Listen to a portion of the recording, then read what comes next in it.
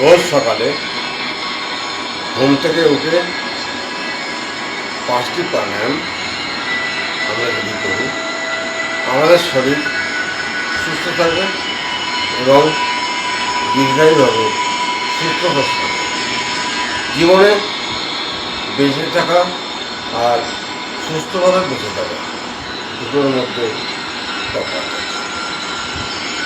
প্রথম প্রাণায়াম ভস্ত্রিকার নিয়ম হলো নাক দিয়ে নিঃশ্বাস নেওয়া এবং মুখ দিয়ে প্রশ্বাস ছাড়া।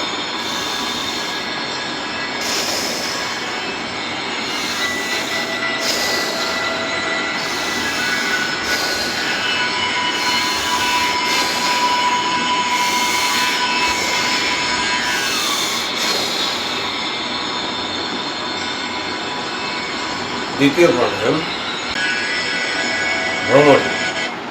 ভ্রমরে কাণ্ডের ফুটো চেপে ধরে মধ্যাঙ্গুলি ভুরুর উপর চেপে ধরে বাকি 3টে আঙ্গুলি চোখে চাপা দিয়ে নাক দিয়ে নিঃশ্বাস নিন।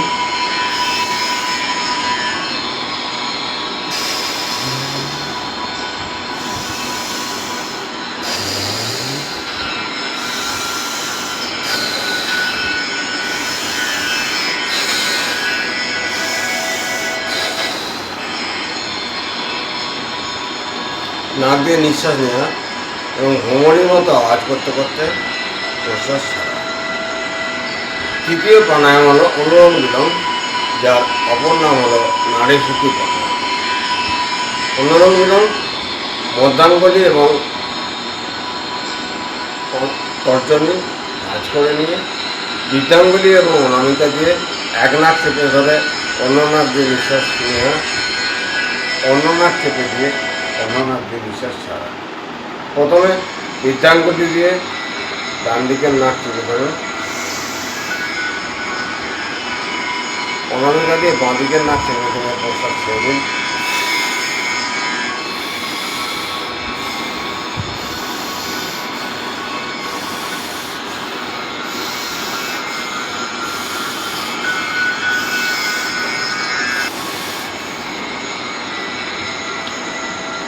চতুর্থ প্রাণায়াম হল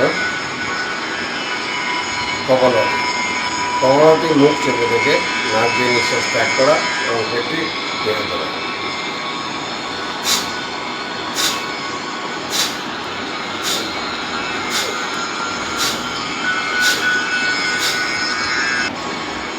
পঞ্চম প্রাণায়াম হল আসনে বসুন, থুতনিটা বুকে চেপে ধরুন, মেরুদণ্ড সোজা করুন, ধীরে ধীরে শ্বাস নিতে নিতে আকাশের দিকে তাকান এবং দম বন্ধ করুন, হোল্ড করুন।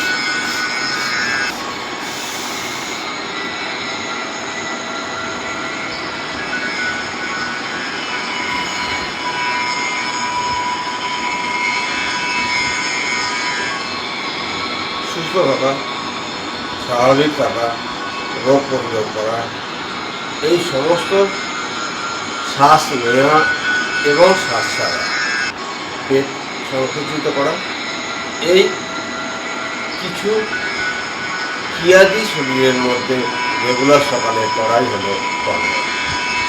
কোনো প্রাণায়াম নাক দিয়ে নিঃশ্বাস নেওয়া, মুখ দিয়ে প্রশ্বাস ছাড়া। আবার কোনো প্রাণায়াম হলো এক নাক দিয়ে নিঃশ্বাস নেওয়া, অন্য নাক দিয়ে প্রশ্বাস ছাড়া। আবার কোনো প্রাণায়াম হলো নাক মুখ চেপে রেখে নাক দিয়ে নিঃশ্বাস নেওয়া এবং ভ্রমরের মতো নিঃশ্বাস ত্যাগ করা।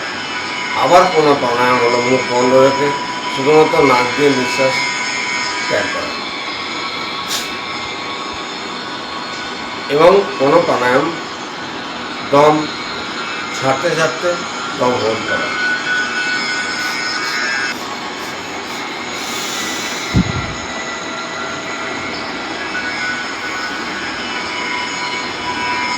এই 5টি প্রাণায়াম যদি রেগুলার সকালে আমরা করি তাহলে আমাদের শরীর সুস্থ থাকবে এবং রোগ প্রতিরোধ ক্ষমতা বাড়বে। বয়স বাড়ার সঙ্গে সঙ্গে সবচেয়ে বড় প্রবলেম যেটা সেটা হলো ব্যাড কোলেস্টেরল শরীরে বিভিন্ন অংশে জমতে থাকে, রক্তনালীর ভিতরে যে কোলেস্টেরল জমে সেখান থেকে আমাদের রক্তনালী, হার্ট এবং ধমনী ব্লক হওয়ার সম্ভাবনা। তাই আমরা যে নিঃশ্বাস নেওয়া এবং প্রশ্বাস ছাড়া একটু রেগুলার বেসিস যদি আমরা একটা বয়সের পর করি তাহলে আমরা কিন্তু সর্বদা সুস্থ থাকবো। যাক, প্রাণায়াম সম্বন্ধে বহু কিছু বলার আছে, প্রাণায়ামের উপকারিতা সম্বন্ধে অনেক কিছু বলার আছে, কিন্তু প্রাণায়াম যে রেগুলার প্র্যাকটিস করা এটাই হলো মূল কাজ।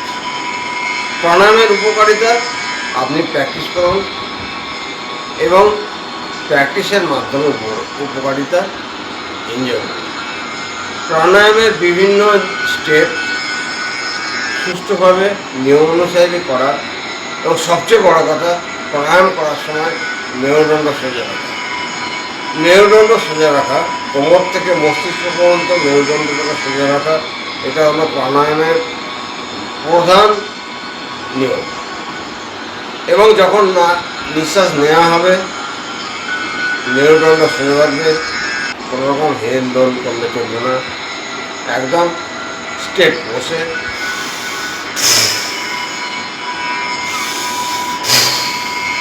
ভর্তি করা।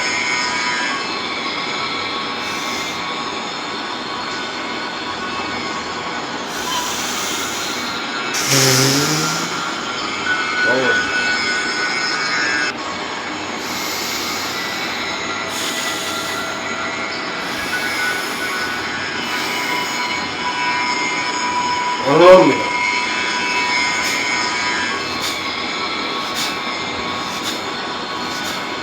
কপালভাতি,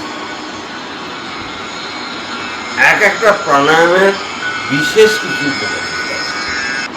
বয়সকালে সবচেয়ে বড় সমস্যা হলো কোষ্ঠকাঠিন্য সমস্যা, গ্যাস, অম্বল, বদহজম এবং কোষ্ঠকাঠিন্য বয়সকালে সবচেয়ে বড় একটা সমস্যা। এই সমস্যার সমাধানের জন্য যদি রেগুলার আমরা প্রাণায়ামের মধ্যে কপালভাতি প্রাণায়ামটা করে থাকি তাহলে কিন্তু আমরা এই সমস্যা থেকে উপভোগ করতে পারবো এবং মুক্ত থাকতে পারবো। কপালভাতি রেগুলার সকালে যারা শুরু করবেন তারা ঠিক অর্ধপদ্মাসন বা পদ্মাসনে বসুন, মেরুদণ্ড সোজা রাখুন এবং মুখ চেপে ধরুন, নাক দিয়ে নিঃশ্বাস ত্যাগ করুন।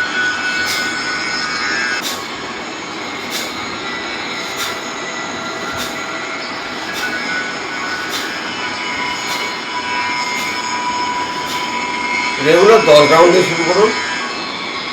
যে কোনো প্রাণায়াম রেগুলার বিগিনিয়ার যারা 10 রাউন্ড দিয়ে শুরু করবেন এবং ধীরে ধীরে 1 মাস করার পর 1 মিনিটে যাবেন এবং পরের মাসে 2 মিনিট, পরের মাসে 3 মিনিট, রেগুলার প্রাণায়াম আমৃত্যু। কারণ রোগ প্রতিরোধ করার জন্য যে শরীরের মেন অর্গানগুলো তো আছে, প্রত্যেকটা অর্গানে অক্সিজেন পৌঁছে দেওয়া, প্রত্যেকটা অর্গানে রক্ত পৌঁছে দেওয়া, প্রত্যেকটা অর্গানকে রেগুলার সকালে অনুশীলনের মধ্যে রাখা, এগুলো কিন্তু নিঃশ্বাস প্রশ্বাস নেওয়া এবং ত্যাগের মাধ্যম দিয়ে সম্ভব হয়ে থাকে। তাই আমি বলব ভস্ত্রিকা, অনুলোম বিলোম, ভ্রমরি এবং কপালভাতি রেগুলার সকালে নিয়মিত প্র্যাকটিস করুন। যদি আপনি একা না পারেন, যদি একার পক্ষে সম্ভব না হয়, আসুন রেগুলার সকালে আমি 4:30 থেকে 5:30 1 ঘন্টা প্রাণায়াম এবং যোগার মধ্যে নিজেকে অনুশীলনে ব্যস্ত রাখি এবং সেটা লাইভে। আসুন লাইভ শুরু করুন এবং আমার সঙ্গে 1 ঘন্টা প্রাণায়াম করুন। আর যদি সম্ভব হয় চ্যানেলটি সাবস্ক্রাইব করে রাখুন, কারণ রেগুলার লাইভ এবং বিভিন্ন সময় বিভিন্ন উপকারিতা নিয়ে বিভিন্ন রকম প্রাণায়াম এবং যোগা আমি ভিডিও আকারে দিয়ে থাকি। এবং এই শুধু প্রাণায়াম করা নয়, প্রাণায়াম করার জন্য এবং সুস্থ থাকার জন্য, জীবনে বেঁচে থাকার জন্য যে অর্গানিক এবং সুস্থ খাদ্য গ্রহণ করার প্রয়োজন আছে, সে ছাদ বাগান খুবই সম্ভব। নিজে যদি সবজি উৎপাদন করে আমরা ব্যবহার করতে পারি, তাহলে বীজমুক্ত অর্গানিক সবজি আমরা গ্রহণ করতে পারি এবং সুস্থভাবে আমরা প্রাণায়ামের মধ্যে নিজেদের নিয়োজিত করে স্বাভাবিকভাবে বেঁচে থাকতে পারি। তাই আমার চ্যানেলের নাম ফ্যামিলি কেয়ার, ছাদ বাগান এবং প্রাণায়াম। ছাদ বাগানের বিভিন্ন সবজি চাষ সম্বন্ধে বিভিন্ন তথ্য এই চ্যানেলে পাওয়া যায় এবং প্রাণায়াম এবং যোগা যেটা সুস্থভাবে বেঁচে থাকার জন্য যতটুকু প্রয়োজন, বিভিন্ন শিরা, উপশিরা, ধমনী এবং নার্ভ এবং খাদ্যনালী, পাকস্থলীর কার্যাদি রেগুলার নিয়মিত রাখার জন্য যে প্রাণায়াম এবং যোগগুলো প্রয়োজন, সেই যোগগুলো আমি করে থাকি। যাক, আসুন আমরা সকলে প্র্যাকটিস করার জন্য চ্যানেলটির সঙ্গে জুড়ে থাকুন।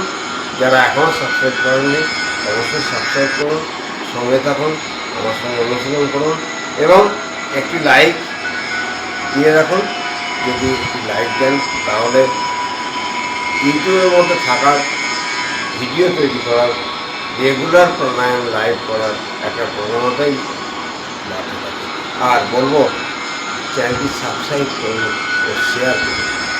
বিভিন্ন বন্ধুবান্ধবদের মধ্যে যদি শেয়ার করেন তাহলে এই ছাদ বাগান প্রাণায়াম যোগার মধ্যে যদি বহু মানুষ নিয়োজিত হয়, তাহলে সারা দেশবাসী আমরা সুস্থ থাকবো, স্বাভাবিক থাকবো, দীর্ঘায়ু পাবো এবং সুস্থভাবে দীর্ঘায়ু পাবো, এই কামনা করে আজকের প্রাণায়াম যে 5টি প্রাণায়াম প্র্যাকটিস সম্বন্ধে আমি বলছিলাম সেটি আজকেই সমাপ্ত। নমস্কার।